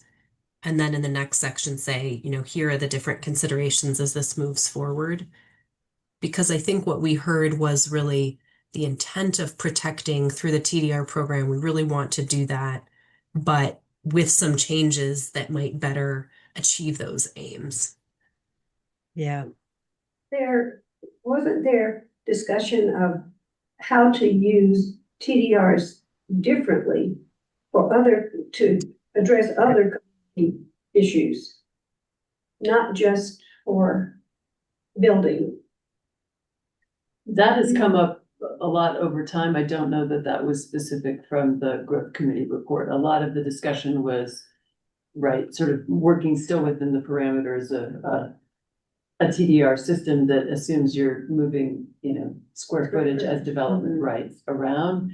There've been other ideas over time. Are there ways to require them in commercial circumstances, or, whatever that, are there other ways to do it besides adding square footage to houses in certain areas? I don't really think the growth committee recommendations Well, Randy's, dealt in. Randy's was a creation of a new TDR for resident, but it was gonna eliminate square footage as opposed to just. Right, it remove would- Square footage. Yeah, It's gonna that is increase the correct. gross square footage allowed in the county essentially. Permanently extinguished. Permanently extinguished, Not move. not just move it from here to Right. there. Right, Yeah. right. That was part of his, and that was discussed at length, but And that's, there's a ton of detail that, this is one of those places where we're trying to find that balance between what's Right. the right level to have the policy that sets it, to then delve into, because again, like, there's a lot of detail in those recommendations about how to rethink TDRs and growth management and all of those pieces. But this needs to help us kind of give us the direction to go there and We're do trying that to get into implementation. a little bit. Hannah's headed commented there. that maintaining the Mhm. intent of the TDR program probably gives you a little more flexibility, right? Yeah, Joe, To maintain it, Joe. agreed. I think, Joe, does that make sense to modify, maintain the TDR program to say, maintain the intent of the TDR program? Yeah, I think that gets at what the group is discussing here. That's why I brought it up. It just didn't seem to fit what everybody was talking about. Right, So thank if you. everybody else agrees, I'm good. And we don't have a specific recommendation. I don't remember, was it Suzanne or Debbie who brought up the fact that there was discussion at CGAC about a reduction in the square footage value of TDRs? And we talked about including some specifics in the policy, but again, we didn't want to tie our hands and write code when we were trying to provide policy direction. Right, so I think I had something initially in there that was specific to square footage value that I pulled out. I don't know if we want to at least point to some sort of direction to reduce Suzanne, help me here. I'm not sure we want to call out a specific reduction in square footage value or not at this point. It may be premature, is I think why we didn't go in that Sorry, I'm direction. just trying to read what all the things were under sentence heads. Yeah. I think the reduction in square footage, making them smaller, was more about making them a little more desirable, easier to sell, easier to buy, so that they just came onto the market and moved more quickly, so that we could get as many of them extinguished once they were, moved to a new site, and that people didn't want to buy 2,500 square feet of extra space if they just needed 400 or 500 square feet to make something a little bigger. So again, I think those are, we don't want to get too far into the nuance of Right. what we craft in a code amendment, but I think we'll make sure that we have make sure that the policy direction is giving us enough direction so that we don't lose that train of thought. And Suzanne, I think you said, didn't we recommend using TDRs for other uses other than square footage and a reduction in to maintain small homes? I don't think we have anything that says that specifically, and maybe we should add something to that effect. Consider someone in one of the caucuses also brought that, or somewhere in our community engagement process recently, brought up that same, recommendation. So I think that is something maybe that's lacking that could be added. Okay. Yeah, I think something that might be helpful that the county has the numbers on when we're talking about, you know, maintaining the TDR system as a tool to preserve and protect rural and remote areas and rural character. The county knows, I mean, we know we're rural and remote zones, right? Backside of Aspen Mountain, mining claims on the backside of Aspen, the NATO, up the pass, those areas are like the main, you know, major rural and remote areas that our TDRs have been created from, or a lot of them. And the county knows how many TDRs have been issued and how many, you know, how many square footage of development in rural and remote areas have been extinguished, and how much more are there out there? Because my guess is a lot of people who have these rural and remote properties have, if they could get a TDR, they've got one or gone through the process, or they don't qualify for one. So we can, there's some sort of a number out there which would be helpful in creating the new code around the TDR to just say, we've extinguished, you know, we protected this many acres on the backside of Aspen Mountain, this many mining claims up Lanedo, this many acres up the pass. Those, the ability for people to build on those have been extinguished, and that area has been preserved. We'd also have a better gauge of how much more possible TDR inventory is to, you know, how many more TDRs could be created, I guess, and it would show the success, first of all, of the TDR system, right? That we've, you know. And I think that came up in you all gave the growth committee those specific numbers, as I recall. Yes, those ones. So they're available. Yeah, so and just as a metric to know how much more is out there as well, you know, possible. Right, more to come on the TDR conversation for sure. And as we get into the code amendments, this will be something that is really a focal point of the implementation. I want to just do a quick time check. We've got about 20 some more minutes, and we're on section 2.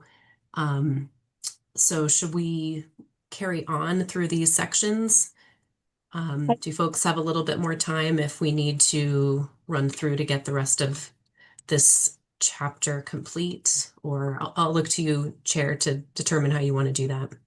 And I'll note, that the remaining sections, in built environment are not as complex as detailed as this particular, section is. So if you're ready to move on to buildings, we may be able to get through the remaining sections Let's do that. in rapid. And then we'll see where we are at Okay. 7. Okay. Great, let's go. So the building section really is support for a lot of the work that's happening within our building department, building and energy code goals. Implementation priority really that we've heard is to support existing buildings, existing local residences specifically, making that link between climate goals and affordability. An implementation priority to try to identify programs that may support current residences with energy upgrades. Again, kind of reinforcement of supporting smaller homes, existing buildings, and partnerships with community organizations like CORE is a good example of that. This section ties in with the sections that we looked at previously, as well as a note about support around increasing building resilience and hardening for wildfire hazards. Is there anything in here specifically policy-wise that you'd like to dive into to clarify or further flesh out?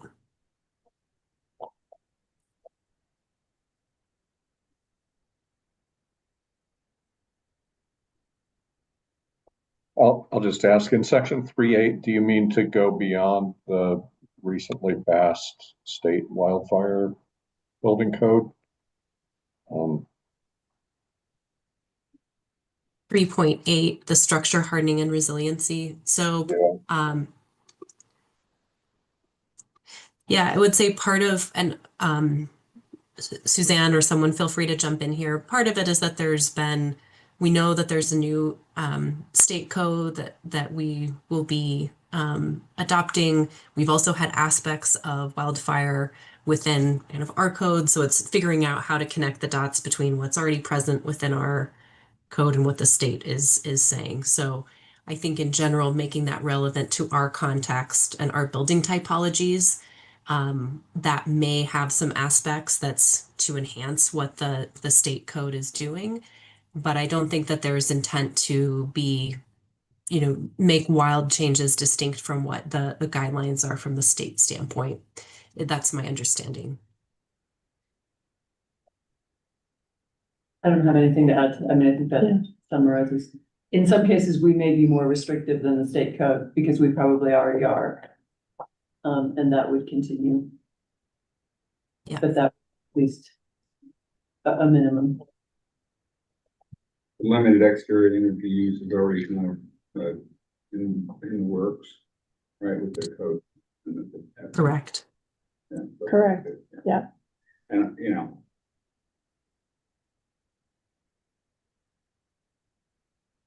Great. How do we, Comments? But, substantial remodel? Is there a definition of substantial, a percentage, or if you start? Yeah, part of that, I would say, Zach, is that, and we wrestled with that, talking with the building department. I think part of that is of the policy direction to implement that would be to really put some good definitions. I think there's a variety of different direction that can take. Right now, the building looks at remodel, I believe, as being 75% of the building envelope, has some triggers.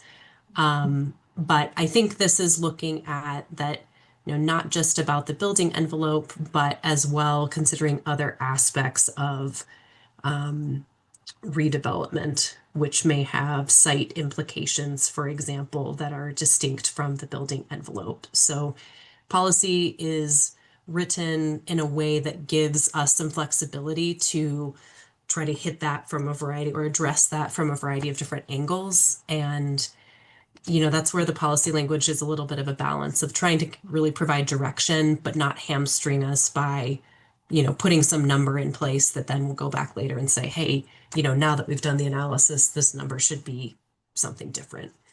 I read someplace about some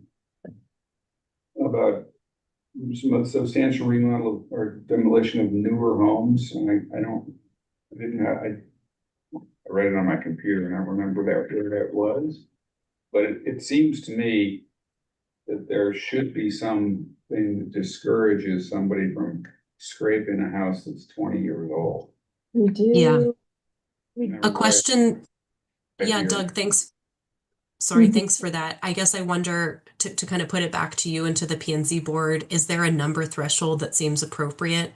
Is that 20 years or newer, 15 years or newer? Is there some level that the Planning Commission would like to make a recommendation? Agreed, a specific number would be helpful, and would look to you all if there's a number that seems right. Tied to energy usage. Or maybe that's going the wrong direction, because maybe that 15-year-old house that was poorly done is really high energy usage and we want to get rid of it anyway. But yeah, and I think it also relates just to the conversation related to embodied carbon, right? Recognizing that there's both the operational carbon of a structure, knowing that the routine, keeping the HVAC system running, keeping the IT systems moving, that's different than what it takes, the concrete that's embodied to create that. So I think the goal would be to not say, hey, your house was, all these homes that were built in the last 5 years could be more energy efficient. Let's, in the name of energy efficiency, replace them and, provide an argument to do so through the policy language. So I think the intent, just kind of speaking through here, what our logic is, was to try to say, in general, the code writing would like to consider that, yes, there's aspects related to the embodied carbon. We're not going to quantify that specifically, but we can say that, replacing a home that's 5 years old with a new home, even if it's more energy efficient, we know that that's going to be carbon negative. So, or, produce more carbon than it would potentially solve. So I guess And- a question though to the board would be, is there kind of a threshold in terms of newer homes that would be a good line in the sand to draw? Is there any standardized, is anybody else, any other communities? I mean, a 20-year-old house is kind of built in 2000. There's been a lot of changes in the building industry in 20 years in this community, at least. Yeah. Houses also not that old in a lot of ways, so it's really hard. I'm not comfortable saying 20, 10, 5, 25 is really a hard number. And we weren't either, which is why there's no number associated with this, but this is another 0.03.5 on page 98 is another one where we get into a code amendment. It may be that we come up with something that's more specific. This was just to give the direction to discourage. And the reality in my mind is, if you discouraging it by cost, people that are going to do it, the cost of discouragement doesn't matter. It's not a metric. Going to charge you $1 million, okay? So how do we discourage this the next? Well, maybe if we looked into this wouldn't happen today, but one really big source of carbon and dirty stuff is concrete. It's just really nasty to produce. So maybe if we say, look, if you preserve the foundation and you're not pouring anything new, then it will fine, tear down the timber, but don't get into the really messy parts. Maybe if we thought about segmenting it that way. Now, having said that, I do want to point out that cuts against fire hardening, which is often done with concrete. So we'll have to think about that. I don't know the answer. I just have the question. I like that idea, and also just incentivizing, a better heating and cooling system, because that's where improvements have really, come from in the last 20 years. I mean, I would love to. I looked at electrifying my house, and it was just going to cost so much, and it's hard because my house is only 22 years old, and it's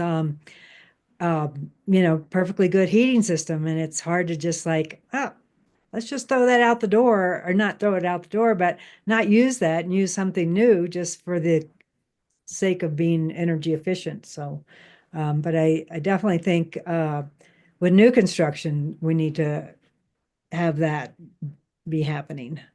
It's hard with the conversions. But I think you're right in the general thrust here that we should be incentivizing remodels and preservation of what we can, while also, getting those energy savings, and trying to strike a balance in between there somehow. It's in these key terms: redevelopment, remodel, alteration is where I read it earlier today about, saving the footprint, as you mentioned, Joe, and scrape and replace. But it's really hard to pick a time frame that says the house is less than this, you can or cannot do something X number of years. So yeah, I think that's too much Big Brother trying to. Oh, Your house is 5 years old, sorry. again, which is why we landed where Yeah, with the policy you've got. But good thoughts. Hannah Hunt, do you want to jump in there? Sorry. Yeah, I was just gonna say, is there anything else here that feel like we've missed the mark in terms of the general direction or thrust of the policy? Or if not, I'll move us on to the next section. Yeah, I think we can, Okay, the next section. yeah, and so this section, really the policies in this section are consistent with existing county policies around facilitating multimodal approach to transportation, reinforcing efforts to reduce traffic intensity in the county. Traffic congestion is an issue that we've heard about a lot from everybody on every front, and it's traffic congestion, it's reducing greenhouse gas emissions associated with transportation, although that's not the greatest greenhouse gas emitter. But so this section mostly identifies programs and policies that are already in place or in the works that will be carried forward through ongoing and new county and regional programs. So not a lot new here, but it's, you know, important as ever. There are a few modifications to existing direction. Any comments here? My comment would be that the aerial tramways gondolas is written in a negative. You know, the consideration of the aerial tramways must ensure that impacts, you know, it's really saying that we do not support aerial tramways and gondolas. The way that I read the first line and it's the whole thing. And maybe, you know, a transportation between Aspen and Snowmass is appropriate at some point. I guess it just comes off as pretty much saying no. Well, I guess it's, as I It see doesn't it, say it. it's saying no if there are gonna be impacts to wildlife, visual and scenic resources and rural character. It doesn't say we should consider aerial tramways. It says we need to make sure that it doesn't do anything bad. So to me, that it's the lack of any positive statement makes it sound like we're discouraging it. Maybe replace the must with a should. That's a good, that's pretty simple. This makes it not quite as negative. Thanks, Joe. Yeah, I mean, and in the next section, it says support electrification of transportation. And aerial tramways are electric transportation. I mean, they have diesel motor backup, but most of that is. Yeah, should is a much more friendly word there, I think, than must. Well, that's a simple modification if everybody agrees that it makes more sense. Okay, Yeah, you can do it twice in that same paragraph, in the paragraph H. Must is used twice, can be replaced. Should also, yeah, the second must. Yeah. okay, And even later in that second sentence, it's used actually 3 times. Oh, you're right. good clarification there if everybody. Astute reader, Debbie, thank you. Yeah. Anything else in this section? No. So the next section, if everyone's ready to move on, I'm not trying to rush you, but on waste management, again, these are policies that carry forward existing policies and programs, providing a comprehensive approach to minimizing waste, encouraging reuse and recycling of materials, primarily to extend the life of the county solid waste center and reduce greenhouse gas emissions, consistent with the climate action plan. So I don't think there's anything, really, this section is carrying forward a lot of existing programs, policies that exist today. I wondered if we should say something about residential here. Just seeing residences using dumpsters, not securing trash and, you know, attracting bears and that kind of thing.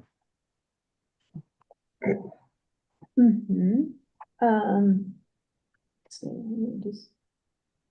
that's, Probably. yeah.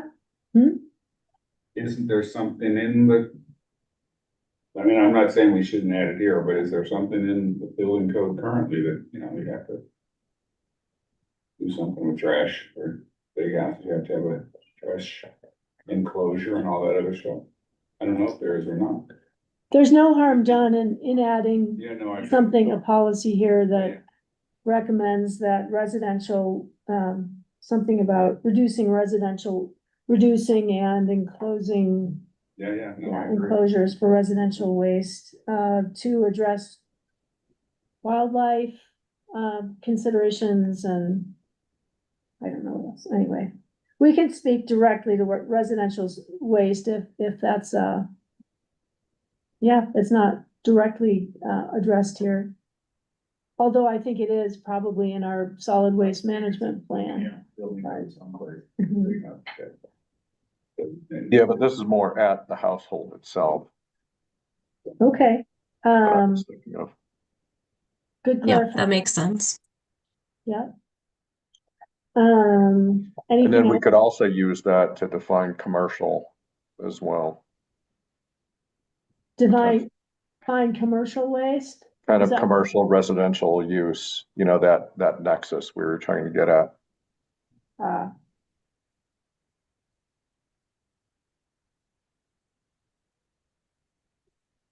um, I'm not sure I'm following. I was just thinking of a silly idea where if, you know, you have a maximum sewer pipe size, the house can only be so big. You regret it. And if you have a maximum waste disposal amount, you can't have a special event. I don't know.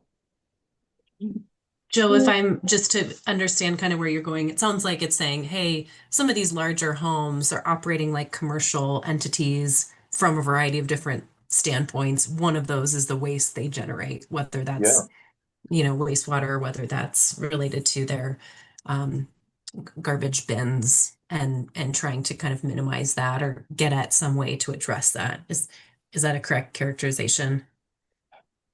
Yeah, just a thought. I don't know if it belongs, but it, you know, Yeah. No harm done, and it's, if everybody agrees that that's a reasonable policy to add and implement, we can add it and see, you know, to what extent it's implementable. Yeah. If that's a word. Is that a word? Absolutely. Okay. and we can start with some general, maybe a general section here about reducing the amount of waste emanating from households and commercial enterprises. Mhm.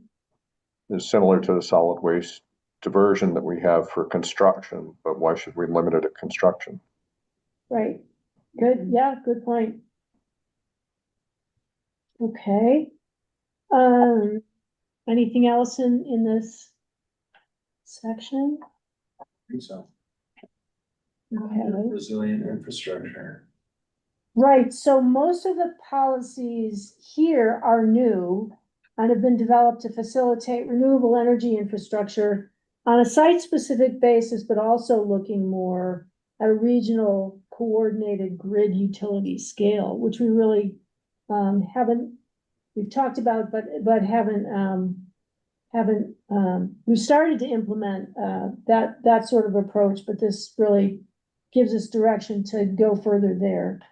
Support's also indicated for improving existing aging infrastructure for water and sewer facilities to support ongoing affordability and existing development. That's something that we have heard, gotten feedback on as something, a direction to take. Implementation will come in the form of code amendments and partnerships with our utility providers and partners. So, yeah, a lot of this is new. But I don't think there's anything here that's, will come as a surprise to you all. And maintenance and improvement of county road infrastructure is something that we've always, strived for, and it's just something that our Public Works department asked us to add in here. I think it's a good addition. Yeah, because clearly roads are a part of our infrastructure, our infrastructure and resiliency, so. Paying some attention to that piece of infrastructure, too. And 6B was only limited to unpaved roads and winter maintenance, but it attempts to get at rural character. That's more rural and remote. I think somebody might have mentioned last meeting on definitions, and it would be helpful to define rural. I think a lot of people have a lot of different definitions of rural right now, and I think we need to nail that down. So Throughout the entire document, because yeah, okay. Good point. That should just be consistent with our road management and maintenance plan is specific about which roads don't get rural maintenance, and they have their own terms, and it probably, we probably just need to make sure we're consistent with what that says. But I get Joe's point about rural character. Is there a definition of rural? Well, in the county road management plan. But in this. I don't think I came up with a definition for rural, but it's a good point. It's used a lot. I mean, as we went through in the beginning, right, those characteristics between the community transect, we talk about the characteristics of what rural is. And so if you go back into this document where the transect is located, which is on that kind of illustrative drawing of looking at the different zones, it says, here's the characteristics of what rural is. So it does have it there, but having it in the key definitions just to make sure that that's, front and center, I think is a good note. Yeah, and we'll be consistent. So that definition is yeah. Yeah. And I think specific to this, if we're talking about the road maintenance plan, we can just reference that directly to just say in alignment with, maintenance plan, just so it points to that as a place to look for that, further definition related to the roads. Yeah, it struck me because in my community, a lot of people are concerned with the future of Upper River Road, whether that's to become a major artery or whether it's going to be maintained in a way that preserves rural character. That's not spoken to by this particular passage. Yeah, that's a good note. Thanks for that, Joe. Thank you. Anything else in this section? Buddy? I think we're good. Okay. So the utilities section, includes policies that are around limiting the extension of utilities, undergrounding utility lines, and supporting telecommunications infrastructure. These are mostly carried forward from existing code. There's not much new here, with some exception to allowing for upgrades to existing utility infrastructure under circumstances where there's reliable supply and alignment with surrounding rural characters. So there is some nuance that's been added there. For the most part, these are carried forward from existing policies and plans. So I listened to the last meeting. I'm sorry I wasn't able to attend, and we didn't get to this, but in the environmental hazards, whoever produced that had noted the risk of cyber attack. And we really do have, we have one set of cables in and one set of cables out, whether it's electric, gas, or telecoms. And we should think about that. It's a real issue.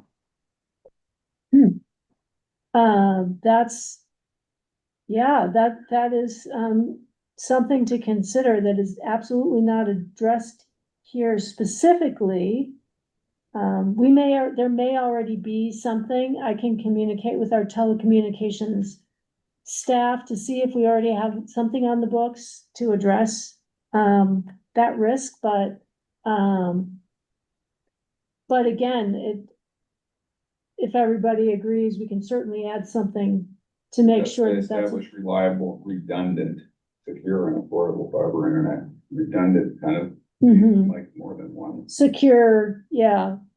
And I did work with our telecommunications staff on this section, so that's true. It does say, support facilities to establish reliable, redundant, secure, and affordable internet and wireless broadband service.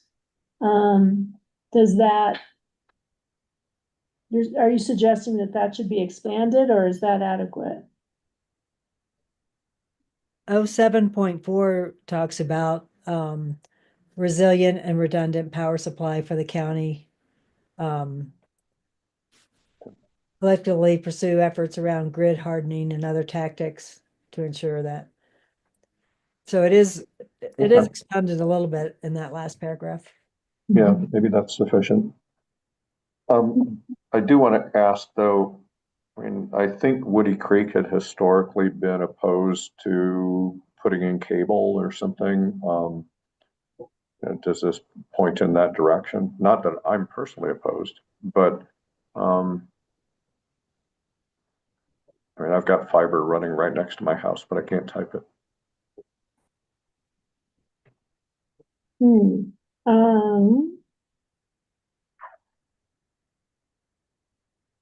But I could see somebody asking that and in the community outreach.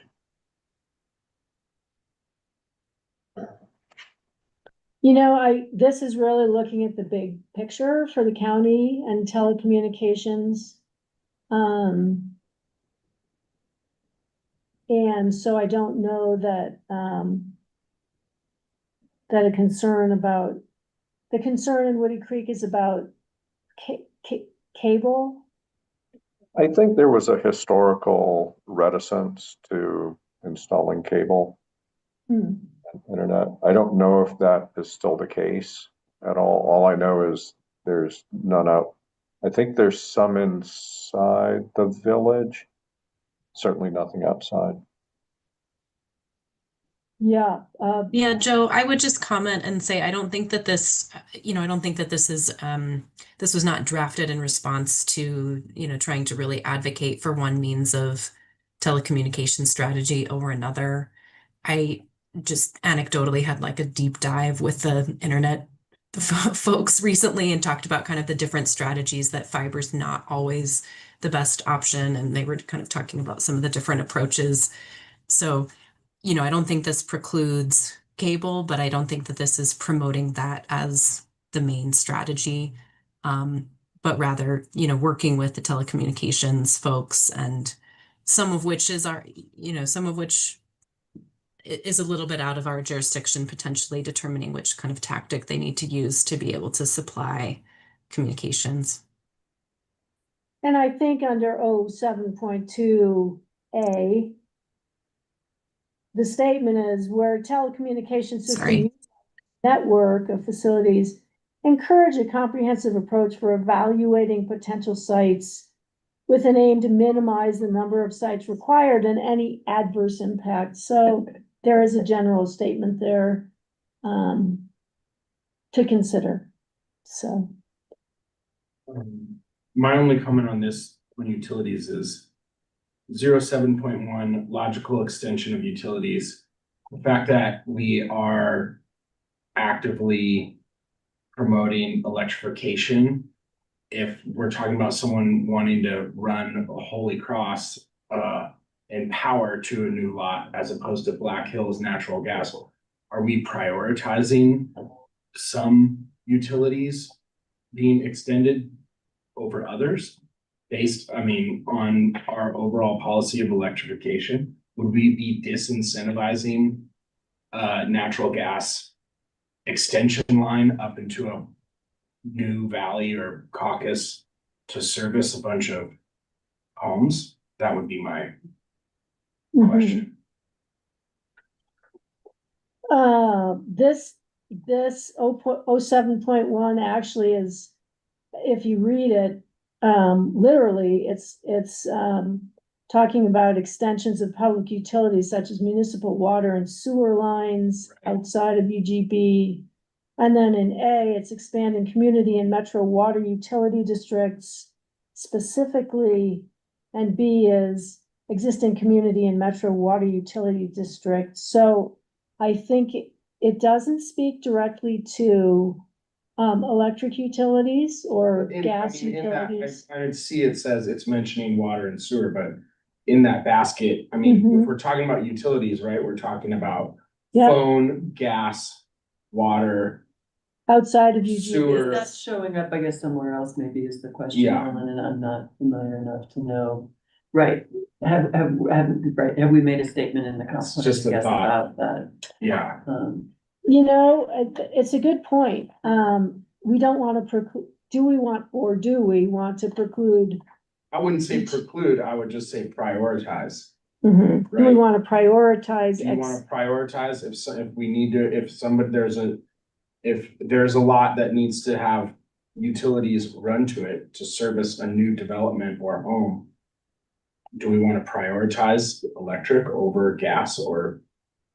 Cause that would follow this overarching goal of electrification that we have. and it was You know, a and- big discussion that came Yeah. up with Owl Creek Right. and the extension out there, which wasn't new homes. Right. It was accommodating the size and amenities associated with the existing homes, but, you know, that definitely raised that sort Yeah. of red flag about, is this what we really And want? there's a matrix of, you know, in rural areas of the county, there's some people that have electric and don't have gas, or some people have gas and they, you know, or there's a mix. right? You raise a great point, and I don't know that, you know, extension of utilities can be considered a means of expanding development in areas that we may not want to expand development, right? Yeah. So that's a good point. I'm not quite sure. I don't think it is specifically addressed right now. And, yeah, so we will ponder, how best to address that issue, but it probably should be addressed, in this section. 3.11, phase out natural gas in public facilities, maybe the thing to do is to discourage the use, you know, in buildings. 3.12, something about natural gas, you know. I mean, the salt is making it really difficult to put natural gas in houses. They are Well- discouraging natural gas. And Yeah. I'm seeing it, and you say that, so maybe it's in building or maybe it's in utilities, as you say. But if we're really serious about these bold climate action things, then we need to say something about, really good point. Well, and maybe it's not about extending or expanding existing services, electric over gas services, so much as it is about, you know, Prioritizing. prioritizing use of electric services without going into whether, I mean, there is a question about whether we literally want to support expanding electric utilities in areas where we don't want to see growth associated with. Yeah, any utilities, I mean, Right. like in rural and remote, But it's extend good, utilities, you have to have a special review Yeah. of like.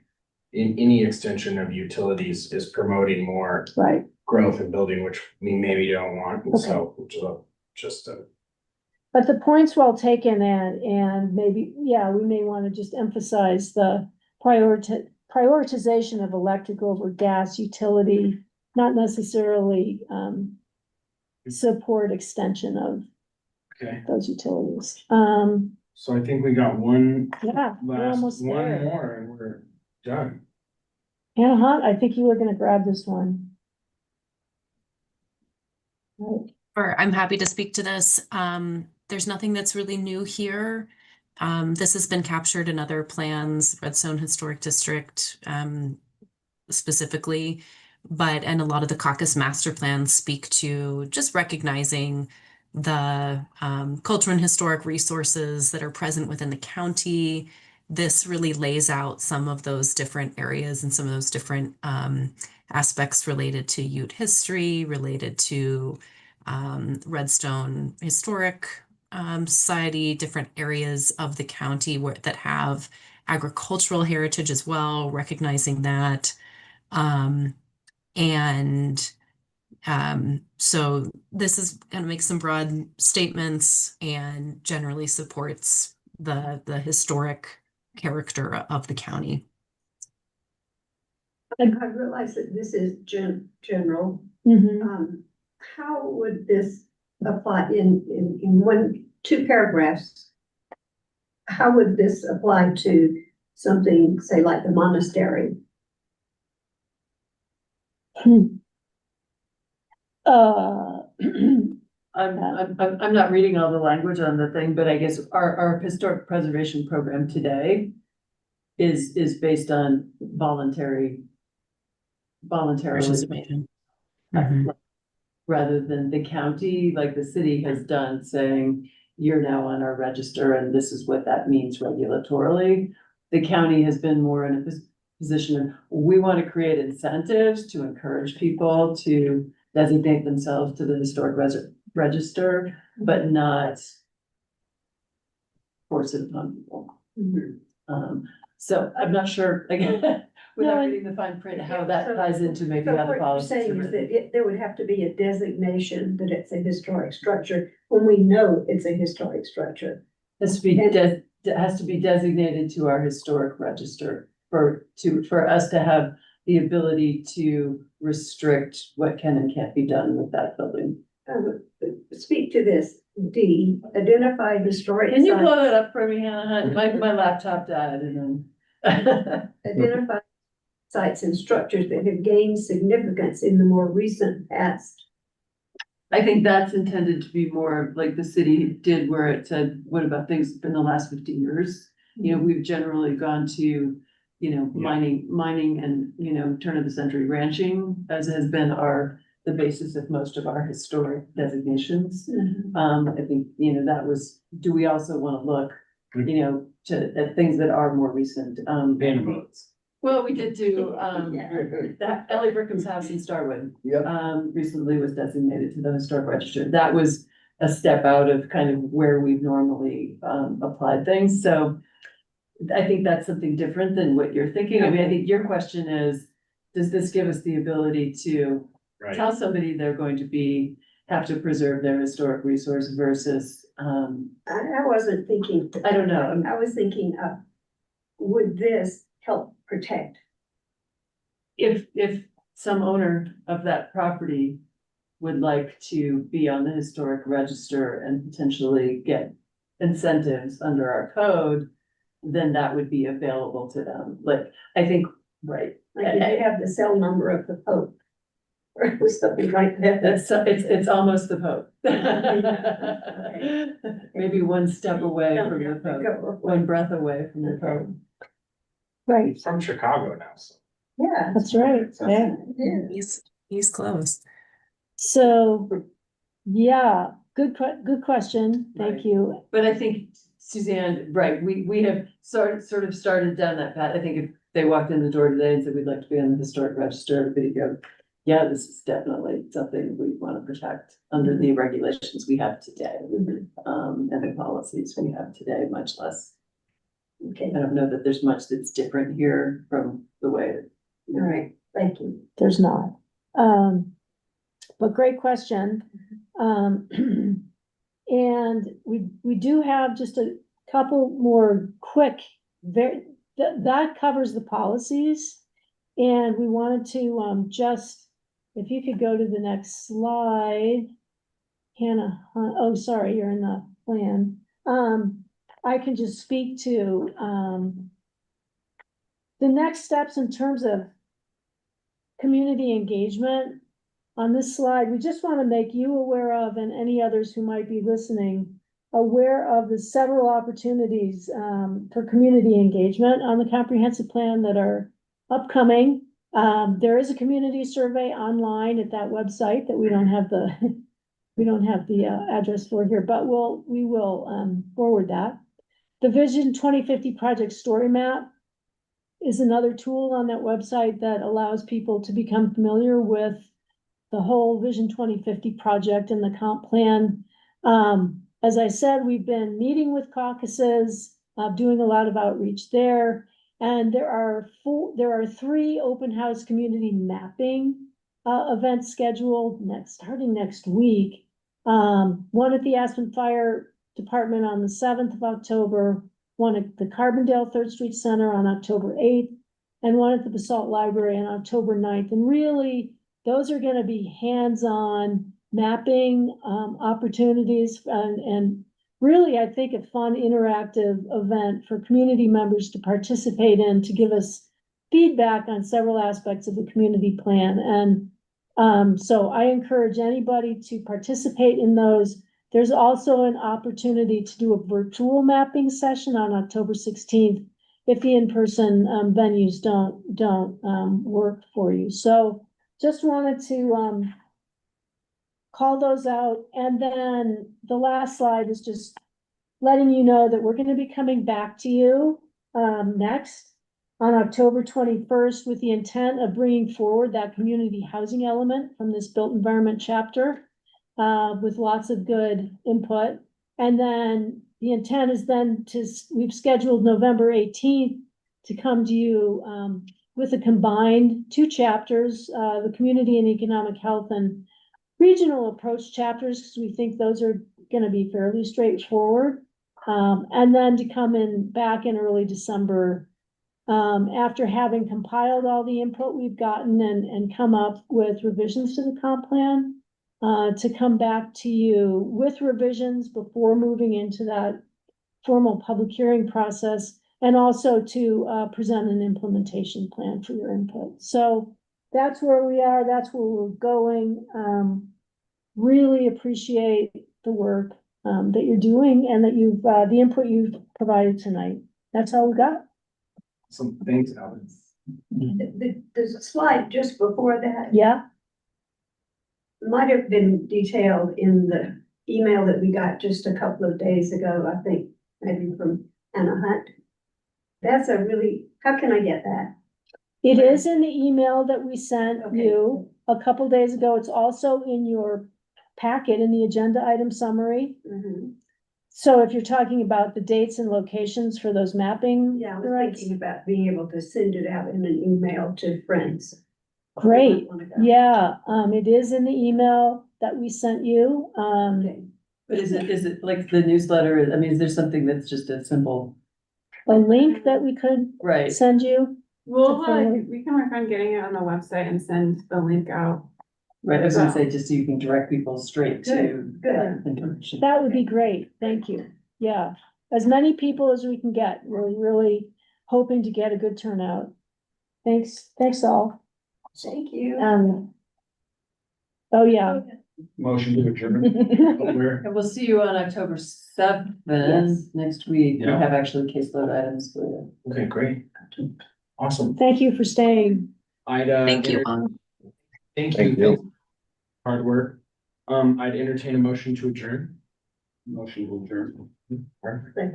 Adjourned. Thanks, everyone. Thank you so Thanks, much. guys, for your- Thank you. Yay.